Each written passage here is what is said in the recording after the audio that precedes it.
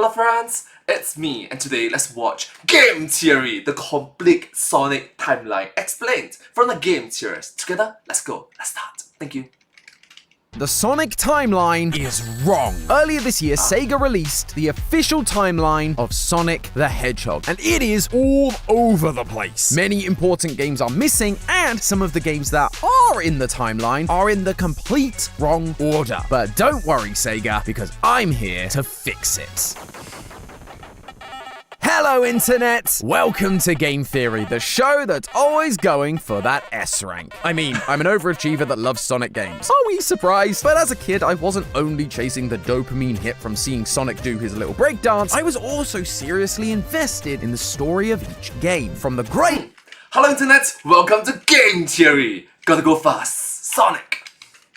To the really not great. And with more recent additions like Sonic Generations and Sonic Frontiers actively calling back to past adventures, I really began to wonder how all of these games would fit together. So you could imagine my excitement when Sega released an official Sonic the Hedgehog timeline. A definitive list showing us which games happen in what order in the Sonic story, including events that occurred in the past before Sonic is even around, like the Ancients' arrival on Earth in Sonic Frontiers, Black Doom's assistance in creating Shadow, the definitely a genie hedgehog, and the eradication of the Echidna tribe by Chaos. It even includes spin-off games like Sonic Riders and Sonic Battle. These guys really did their homework putting this together. At least, that's what I was going to say. Because if you take a little more time looking at this timeline, it actually raises more questions than it answers. Why are some of the big titles missing? If some spin-off games are added, why have others not been included? And the placement of some of these games make absolutely no sense. This timeline is a certified C rank. Just made it. Exactly, Sega. You just made it. You got some stuff right, sure, but you also missed a lot of details along the way. But don't worry. Don't say that. C plus, I suppose. C plus, or even B minus. We here at Game Theory love ourselves a timeline, and more importantly, we love fixing timelines. By the end of this video, not only will I fix all the issues currently in this timeline, I will also have every Sonic game ever completely accounted for. A definitive Sonic the Hedgehog timeline truly worthy of that S rank. That was incredible! So put on those power sneakers, theorists. We are going to speed through this timeline faster than the Blue Blur himself. Just so we're on the same... That was incredible! Gotta go fast.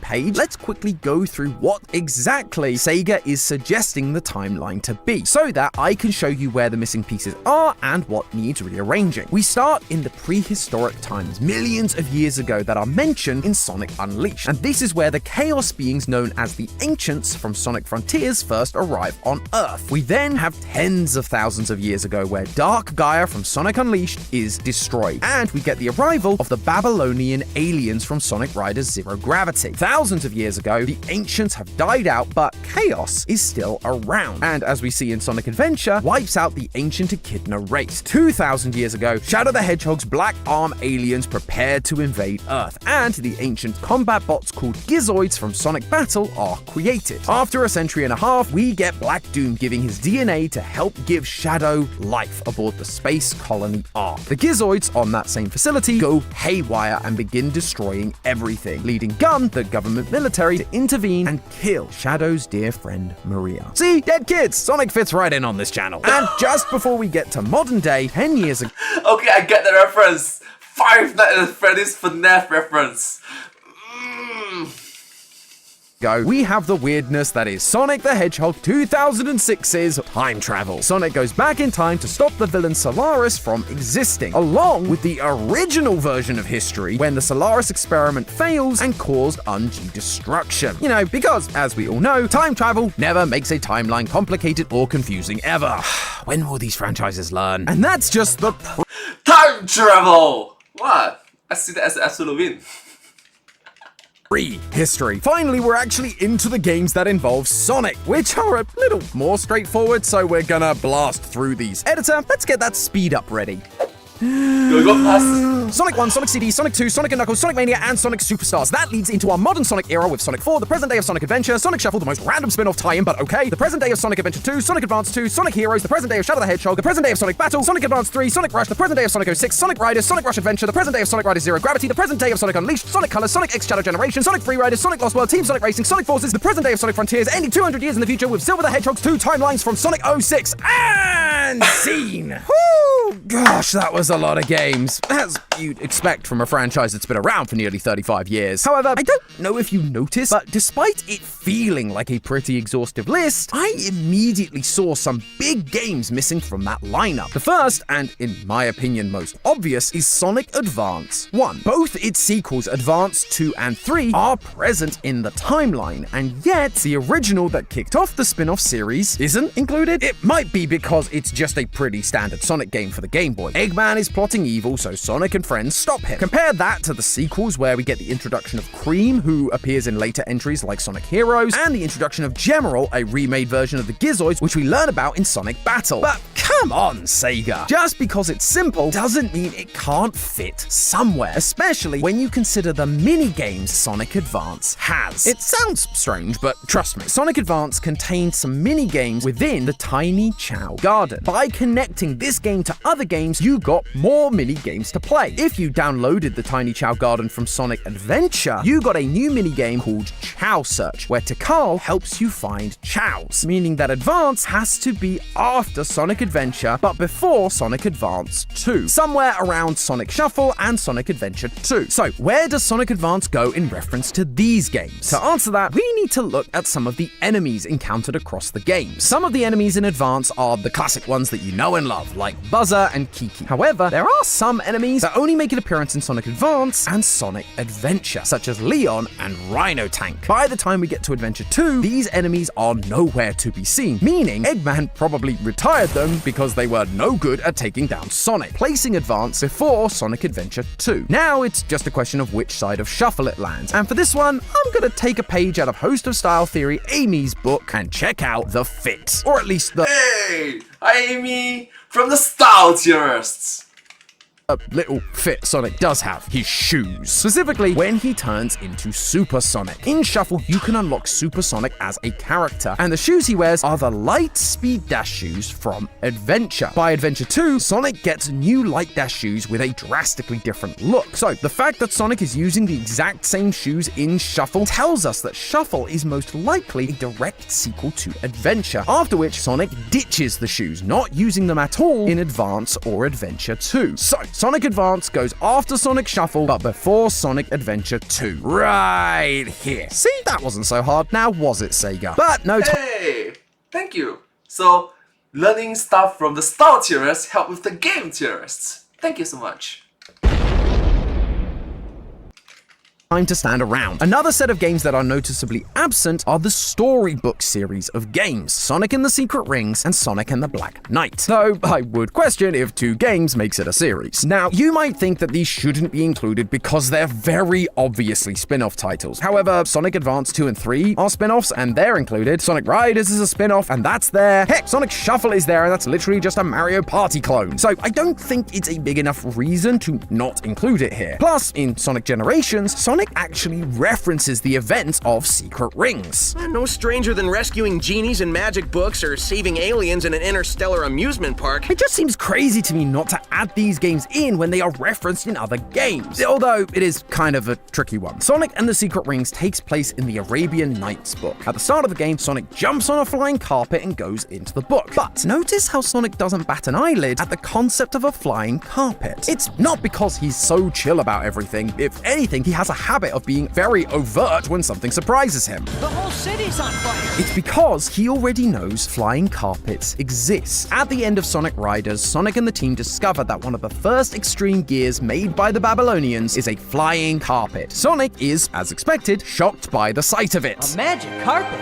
I thought that those only existed in fiction. That is the reaction of seeing a real magic carpet for the first time. But in Secret Rings, he's just like, no problem. So, Secret Rings has to take place after Riders. Taking a deeper look at Secret Rings, we also find what I'd expect from most Wii games in general. Some kind of party mode. In it, you get to play as your usual suspects, Tails, Knuckles, and Amy. But there are some unlockable characters like Shadow, Cream, and most importantly, Blaze the Cat. Now, Blaze debuted in Sonic Rush, a game that is before Sonic Riders, which you might not think helps us all that much, but actually, it helps us out quite a lot. You see, though Blaze was introduced before Sonic Riders in the timeline, Blaze isn't a playable character in Riders. She is, however, a playable character after Sonic Riders Zero Gravity, a game which takes place after the events of Sonic Rush Adventure, the sequel to Sonic Rush. What this tells us is that canonically, Blaze only sticks around to be a playable character after the events of Sonic Rush Adventure, placing Secret Rings sometime after that game too. It also has to be before Generations due to Sonic recalling the events. But outside of that, I was kind of struggling to find other details that could help me place it in a satisfying way that also wouldn't drive me insane. However, in saying that, Secret Rings is also so isolated that no matter where it goes, it's unlikely to cause any real contradictions to the rest of Sonic's lore. So I decided to employ the tactic Sega themselves also seem to use for these isolated games. Use the release dates. You can see this in the current timeline where games like Sonic Rush Adventure, Sonic Riders Zero Gravity, and Sonic Unleashed have no direct impact on one another. Really, these three games could go in any order, but Sega chose to put them in order based on their release dates. Secret Rings also came out in 2007, and because we know it has to be after Sonic Rush, we will put it after that, but before Zero Gravity, which came out a year later. And if you thought that one was tough, Sonic and the Black Knight, the other storybook game, is even trickier to place. While it's a sequel to Sonic and the Secret Rings, there are no references to it in later games. And again, the story stands on its own, with no interactions with any other Sonic characters except the ones in the storybook. That is, until the ending. At the very end of the game, Sonic is retelling the story, and Amy replies, That's the lamest excuse ever! You just forgot about our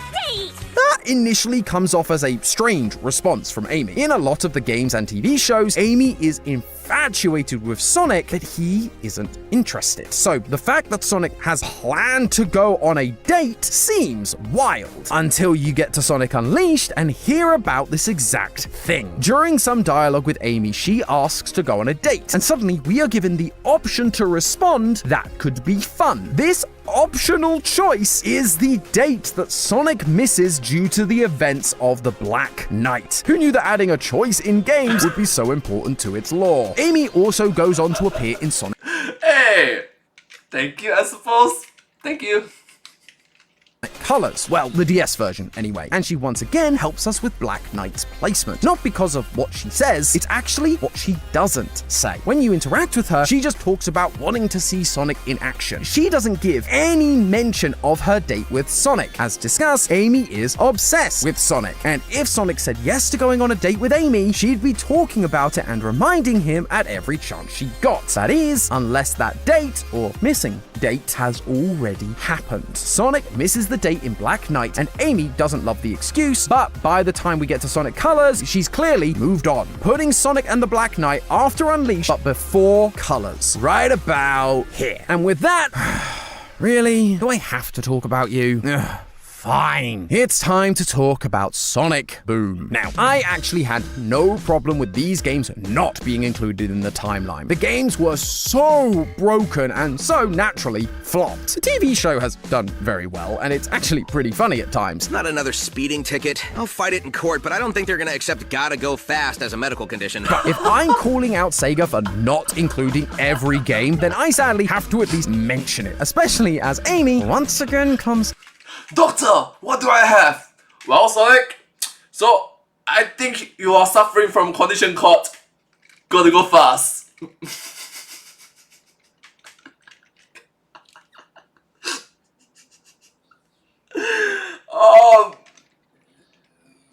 I don't know, man, I don't know. to save the day and mention Styx, the badger from Sonic Boom, in Sonic Frontiers. Thankfully, the solution is pretty simple. The real reason that Rise of Lyric, Shattered Crystal, and Fire and Ice aren't on Sega's timeline is because these games are canonically in their own universe. Paul Kaminsky, the editor for the Sonic Boom Archie comics, said in an interview that the Sonic Boom comic takes place within a new branch of the Sonic universe that, in addition to the games Sonic Boom Rise of Lyric for the Wii U and Sonic Boom Shattered Crystal for the Nintendo 3DS, will include a first ever CG animated TV series. This explains why we see a lot of the same characters, and yet they are so different from what we're used to, like Knuckles being a total airhead and not the guardian of the Master Emerald. People have been complaining that I don't guard enough rare stones. So, while Styx exists in both universes and is still friends with the gang in both, it's not the same Styx from Sonic Boom. What this means for us in trying to place the game in this master timeline is that the Sonic Boom series lives completely separate from the rest of the timeline, running parallel to the rest of these events. Okay, we've established some of the big outliers, but there's still a lot more to cover. Across the timeline, we have a handful of smaller spin-off titles like Sonic Battle, Team Sonic Racing, and Sonic Shuffle. This initially surprised me because I would never expect a party or racing game to be added to the canon timeline, especially when the plot is pretty much the same as it always is, but with racing or karts. It doesn't exactly enrich the lore of Sonic, but it also doesn't contradict anything we already know, so it's also not a big deal either. Other more plot-heavy spin-offs like Sonic Battle and Sonic Riders make more sense being added to the timeline. In Sonic Riders, they introduce a bit of history to the universe on how the Babylonians came from space, and in Sonic Battle, we meet Emerald, one of the ancient robot Gizoids discovered by Gerald Robotnik. Both these games enrich the lore of Sonic's universe. They gave us a glimpse into the past, but once again, the key point is they didn't contradict anything we already knew. And so if that's the main criteria for a game to be in this timeline, then there are loads more spin-offs that could be added to this thing. Like this one. No, editor, that's not it. I'm talking about, don't just keep showing me the same... Wait, is that another group of freedom fighters trying to save their world? Well, I guess I'm not gonna lie, it really feels like Powerpuff Girls. Sorry, the Powerpuff Girls.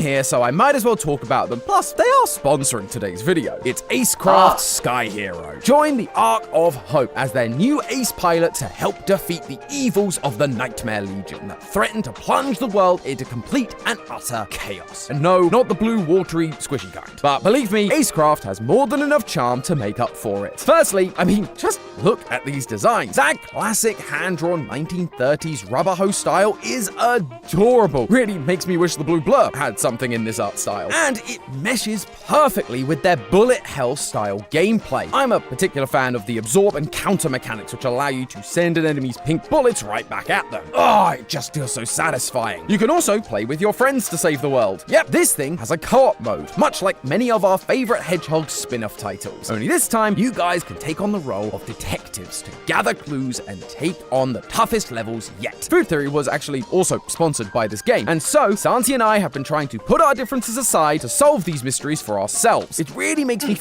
Hi Santi, from the Food Theorists. Hello. feel like I'm going back to the good old days of sitting down with my friends and playing games on the couch, even if it is Santi. And they're really hammering this idea home with their crossover with an iconic show from my childhood, Tom and Jerry. That's right, that Tom and Jerry. Who needs a beefed up echidna when you got these two by your side? I've been really enjoying the game so far, and without sponsors like this, we wouldn't be able to do longer experimental videos like this. So if you want to see more stuff like this, send these guys a big thank you by heading down to the description and clicking the link or scanning the QR code on screen to download the game today. It's available on iOS and Android, so whatever phone you're rocking, we can fly together, laugh together, and play together. Thanks again to Acecraft Sky Hero for sponsoring this video, but now let's start placing some actual spin-off titles in this timeline. Now, Thank you so much for supporting the game theorists in this video. Thank you. Thank you so much. for time's sake, I can't go into detail on every single spin-off, because much like Nintendo with Mario, Sega loves making Sonic spin-offs, and most of these spin-offs, like Sonic Chaos, Dr. Robotnik's Mean Bean Machine, Tails Sky Patrol, and Waku Waku Sonic Patrol Car, offer the very basic plot we're all used to. Eggman is evil and does an evil thing, Sonic, or sometimes another character, says no and saves the day. These events aren't mentioned or recalled again, so really they can kind of go anywhere, and therefore we'll be placing placing them based on their release dates like we talked about earlier. But there are some games that require a little more thought in terms of their placement, and almost all of them come from the classic Sonic era. For example, Sega Sonic the Hedgehog is an arcade game from 1993. The plot is once again the usual. The thing that's different here is the debut of characters Mighty the Armadillo and Ray the Flying Squirrel. So far in the timeline, a character's debut game has also been their introduction as a character, like Amy in Sonic CD, Cream in Sonic Advance 2, and Blaze the Cat in Sonic Rush. So this game has to be the first time we meet Mighty and Ray, therefore placing it before Sonic Mania Plus. And when it comes to being more specific, this is where Ian Flynn, a former writer of the Sonic Archie comics, current writer of the Sonic IDW comics, and the overall guardian of Sonic's lore, comes in clutch. Do you know or have a theory as to when Sega Sonic takes place? After Hey, a theory! A game theory! Thanks for watching. Sorry. Sonic R. And where does Sonic R take place? Or Sometime after 3D Blast. when does 3D Blast take place? Sometime after Spinball. When does Spinball take place? Sometime after Sonic 3 and Knuckles. That places Sega Sonic right here, and happens to also place Sonic R, Sonic Spinball, and 3D Blast 2. Ian, you're a hero. Placing Sega Sonic also helps Thank us you. with another game that is surprisingly missing from the timeline, Knuckles Chaotix. This game introduced a bunch of new characters that now feel like staples in the franchise. Vector the Crocodile, Charmy the Bee, Espio the Chameleon, oh, and also Heavy and Bomb. But the key is the returning characters such as Knuckles and Mighty. This would mean that the game has to take place after Sonic and Knuckles 3, where we first meet Knuckles, and Sega Sonic, where we first meet Mighty. Same thing for Sonic the Fighters. It has to be before Sonic Mania due to the cameo appearance of Bark the Polar Bear, but Fighters is his debut appearance. However, there is one spin-off that I have yet to mention. One that is plot heavy, enriches the lore of Sonic's world, but is never mentioned. Some of you may have never even heard of it, but it was a game that came out on the Nintendo DS in 2008, and I loved it. It's called Sonic Chronicles: The Dark Brotherhood. The reason people forget about this game is because Sonic Chronicles was an RPG, which is not what we've come to expect from our spiny blue boy. You can have all of your favorite characters join RPG, role-playing games. Yeah.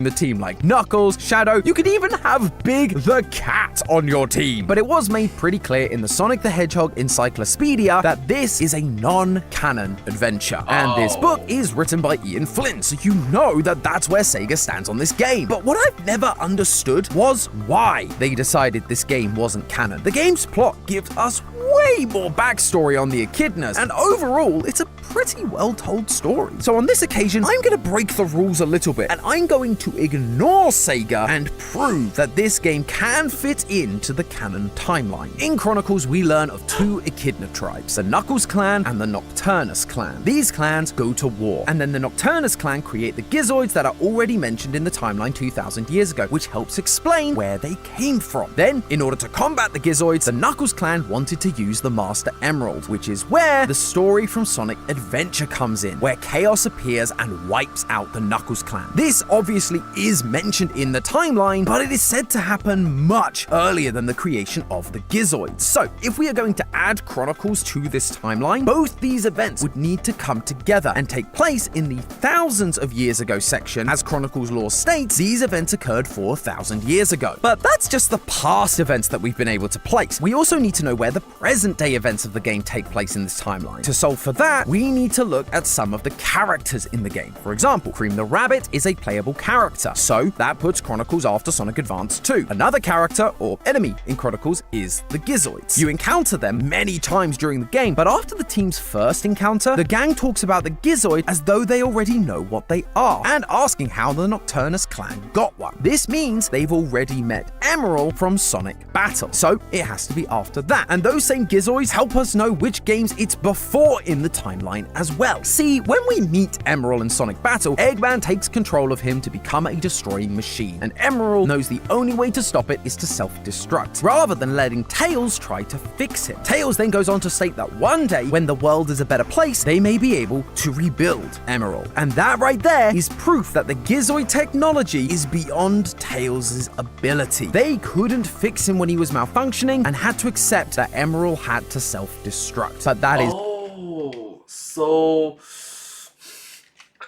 skill issue. Sorry.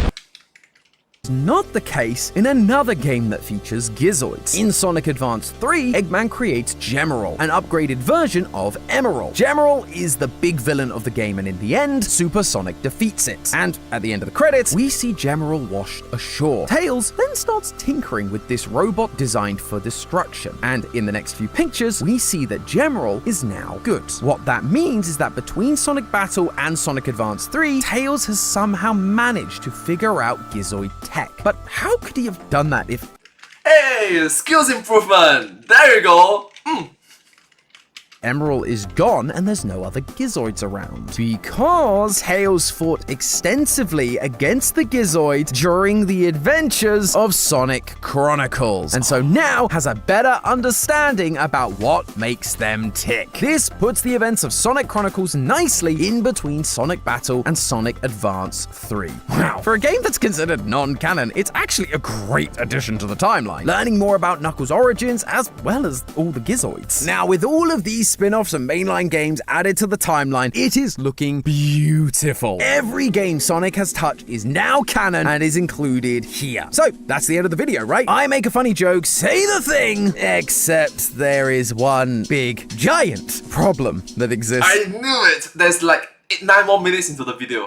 With this timeline, something that's been staring at us since the beginning. I'm of course talking about the infamous, the broken, the human hedgehog romance game that is Sonic 06. Sonic 06 makes a few appearances across the timeline, and that's due to the story of this game involving time travel, which, as we all know, makes things really simple. But the big issue is how the end of the game is resolved. In order to defeat Solaris, Sonic goes back in time 10 years to blow out the flames of Solaris. This means Elise is never infused with Iblis during the Solaris project, and therefore the entire events of the game are completely undone and no one is able to recall any of it. We're familiar with this kind of stuff thanks to the Zelda timeline, where, due to certain events being changed in the past, the timeline splits. But Sega didn't do that with Sonic 06, instead keeping the timeline as linear. If we're going to the effort of making this timeline correct, we need to add a split in the timeline. The events of Sonic 06, including the 200-year time jump to Silver's world, should appear in one timeline and Sonic blowing out Solaris in another. The question is, which one is part of the main timeline with all the games we've talked about so far, and which one becomes the branching alternative path where those games don't exist? Well, the answer comes down to two of the other problematic parts of 06, Blaze the Cat and Silver the Hedgehog. As I've mentioned, Blaze was introduced in Sonic Rush, where she is transported to Sonic's world from the Soul dimension. Because this game came out before Sonic 06, it was placed as such in the timeline. But Blaze is also in Sonic 06, not as a character from Sonic's time, but as Silver's companion 200 years into the future. The first question fans have been asking is, how does Blaze exist 200 years in the future, but also exist in Sonic's time, albeit in a different dimension? I believe this is due to the events at the end of Silver's story in 06. When Silver goes back in time to defeat Iblis, he tries to seal it inside himself, but it won't work. Blaze then offers herself as a sacrifice, and it works, and she fades away. A lot of people have taken this moment to be Blaze's death, but there are two separate things that tell us something different. The first one is what Blaze tells Silver to do during the cutscene. Come on, make it quick. Use your chaos control to stop time. Then seal us into a different dimension. And the second comes from the Sonic Encyclopedia, where Ian Flynn states, Blaze seals Iblis inside herself and is lost to another dimension. In both cases, it is clear that Blaze fades away as she is sent to another dimension, the Soul dimension, where she then ends up back in the main series timeline during the events of Sonic Rush. But now there's a different issue. In Sonic Rush, she assumes Sonic is bad news, and Sonic has to convince her otherwise. She has no clue who he is. So if Blaze met Sonic in 06 and then was sent back in time to the Soul Dimension, why does she not remember him? Well, Takashi Iizuka, Sonic 06's creator, actually made a statement on this and why no one remembers any of the events of 06. He said, quote, basically, what happened is everyone had, like, amnesia. This amnesia includes Blaze and Silver and is why Blaze has no recollection of Sonic in Sonic Rush. But if that's the case, why would Sonic not recognize Blaze after Sonic Rush in 06? Well, I mean, to be fair, everyone. Of the timeline split. If Sonic doesn't recognize Blaze in 06, maybe that means that 06's Sonic never met Blaze prior to this moment. As in, 06's main game isn't part of the main timeline we've been discussing, but is the branching alternative path. A timeline where Sonic Rush hasn't happened, and so Sonic wouldn't recognize her in 06. That would mean that Blaze's dimension swap from the end of 06 to Sonic Rush isn't just a dimension swap, it's also transporting her from this timeline to the primary timeline where Sonic reset everything by blowing out Solaris. I understand it feels complicated, but it does work, especially when you consider what we see from Silver in the rest of the series. Silver appears in multiple future games like Sonic Colors, Sonic Forces, and Team Sonic Racing. He doesn't remember any of them, and they don't remember him. You might think this is because of the whole amnesia thing again, but there's actually a different explanation, thanks to another game that Sega neglected to put in their timeline, Sonic Rivals, specifically Sonic Rivals 2. In it, Silver reveals that a creature called the Ifrit is the reason that his future is a fiery ruin, not because of Iblis like we see in 06. Therefore, this future is the future where Solaris never existed, and so this Silver never met Sonic and the gang because without Iblis, he had no reason to go back to the past to try to kill Sonic. Him then showing up in all of these mainline titles with no memory of 06's events is once again showing us that 06's main story is the alternate branch, and Sonic's reset is what ends up being the main timeline leading to the rest of the series, including Rivals and Silver's new future. But if that's the case, why does Silver appear in these future titles? Because of the first Sonic Rivals. He travels from the future to stop Eggman Nega, an ancestor of the Eggman we know and hate. When Silver encounters Sonic, he introduces himself, and by the end of the game, they are allies, which is why Silver then continues to travel back in time and help Sonic in later games. See, the Rival series pretty much explains all of the continuity issues around Silver, at least if it wasn't for something that then happens in Team Sonic Racing. In the original Japanese, before Sonic races against Silver, Sonic recounts when they first met. What happened to your energy from when we first met? Weren't you all like, I will destroy you? And Silver says, I don't recall saying that. This recollection from Sonic is without a doubt when they met in Sonic 06. For the future of the world, I will destroy you! If someone had shown me this before the timeline was released by Sega, I would have said, this is a racing game, so it's not canon, and just moved on. But Sega have put it in their timeline, forcing it to be canon and forcing me to make sense of it. How could Sonic know that's what Silver said to him if they have no memory of that event? And in this current timeline, it's an event that didn't even happen. Sonic could only really know about it if someone happened to tell him. And that's exactly what happened in Sonic Generations. The Time Eater transports Sonic to White Space, where he relives some of his past adventures. One of those adventures is Crisis City. There's even a rival battle with Silver. This is where Sonic is told about the events of 06, and now knows what his and Silver's first encounter was like in the time split. But then why does Silver not remember? He was also in White Space, right? Well, not exactly. You see, the characters you freed in Generations were all present when the Time Eater came and grabbed them. These are the actual characters. Silver, however, is not present at the party when they are all taken away, meaning the Silver you fight in Generations isn't actually Silver, but a memory of him, much like Metal Sonic, Perfect Chaos, and a bunch of other bosses that you fight. It's not really him, and so he isn't learning about the memory like Sonic is. Wait, did I do it? Did I finally manage to make sense of the giant plot hole that is Sonic 06? Oh, get in! We now just need to figure out a more solid place for Sonic Rivals in this new arrangement, and we'll be home free. So, with Sonic Rivals being Silver's intro... Bro, I think you just did. Congrats, I guess. introduction to the cast, it needs to take place before he becomes a regular character in the background or party games. His earliest inclusion at the moment is in Sonic and the Secret Rings, which means Rivals has to be before that and likely after Riders, where he isn't playable, similar to Blaze. However, Blaze isn't mentioned or featured in Rivals. She only appears as a collectible card, which I would say is more of an Easter egg than something canonically lore relevant. So, because Blaze isn't in the game, and we've established that canonically Blaze became part of the team after Sonic Rush Adventure, that puts Rivals before Sonic Rush Adventure and after Riders. And the sequel also lacks Blaze, which tells me that once again, it takes place before Sonic Rush Adventure, making Rivals 2 a direct sequel. This also puts Eggman Nega's interdimensional attempts to rule the world nicely together, which isn't super important, but it's a nice little bow on it all. And so, with that, loyal theorists, I present to you the true Sonic timeline. It includes every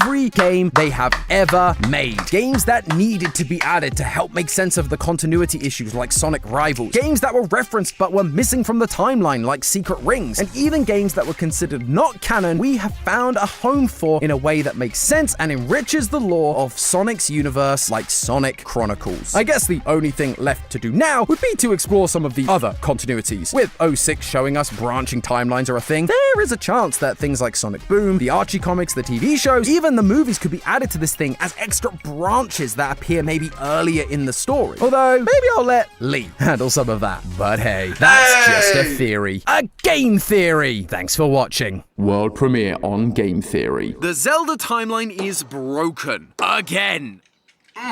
So, congrats, you did the Sonic timeline. Tom, good job. But hey, that's just a theory.